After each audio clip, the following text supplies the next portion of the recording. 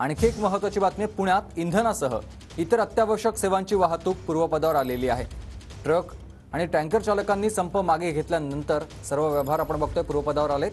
Pune market यार्डमध्ये देखील भाजीपाल्याच्या वाहनांची आवक पूर्वपदावर आलेली आहे। रणजित जाधव माझे सहकारी आपल्यासोबत थेट जोडले गेलेत। रणजित, सध्याची काय स्थिती पुण्यातली आहे?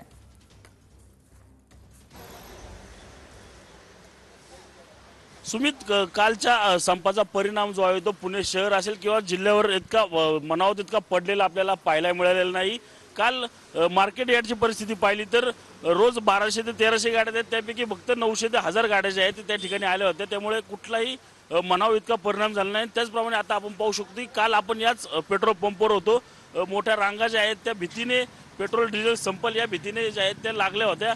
मात्र आता आज आपण पाहू शकतो की हा जो पेट्रोल पंप जो आहे तो या ठिकाणी किरकोळ अशी गर्दी आपल्याला पाहायला मिळत आहे। त्याचप्रमाणे पुणे जिल्ह्यातील लोणी काळभोर परिसरामध्ये असलेल्या पेट्रोल डिझेल टर्मिनल्स जे आहेत त्यामधून कोल्हापूर, सातारा, अहमदनगर आणि पुणे या तिन्ही जिल्ह्यांना जो आहे तो पेट्रोल डिझेलचा पुरवठा होत असतो। त्या ठिकाणी देखील रोज 300 गाड्या ज्या आहेत त्या डिझेल आणि पेट्रोल भरून टँकर जे आहेत ते बाहेर गेल्यामुळे पुणे शहर असेल किंवा जिल्हा असेल किंवा आसपासच्या दोन्हीही जिल्ह्यामध्ये पेट्रोल पंपावर कुठलाही परिणाम जो आहे तो या ठिकाणी जाणवलेला नाही। काल भीती च्या कारणामुळे अनेक नागरिक जे आहेत ते या ठिकाणी पेट्रोल पंपावर दाखल झाले होते। पेट्रोल आपल्या गाडीमध्ये जे आहे ते फुल करताना आपल्याला एकूणच दिसून आले होते। मात्र आज आपण सकाळी पाहिलं तर पुणे जिल्ह्यातील सर्व पेट्रोल पंप जे आहेत ते सुरळीत सुरू असलेले दिसून येत आहेत। भाजी मार्केटचं पाहिलं तर आज देखील व्यवस्थित भाजीपाल्याची जी आवक जी आहे ती झालेली आपल्याला एकूणच पाहायला मिळते। कालच्या 100 ते 200 गाड्यांच्या